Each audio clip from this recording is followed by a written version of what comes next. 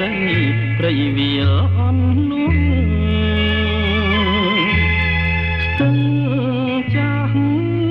ព្រែកលួងទ្រូងជាប់ជោឆុងក្រោមភ្លៀងរលឹមតក់តងជួបកាគេលហងឆើតឆាយបងជាទេសចរជាងទូកដអូនគុណមើលការស្រពូនដៃតូចស្រលូនគង់ទឹកបាយខ្ចាយក៏ឡាប់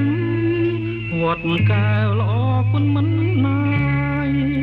ខ្ចីលហងសងខ្មៅរំសាយបងតែងចិត្ត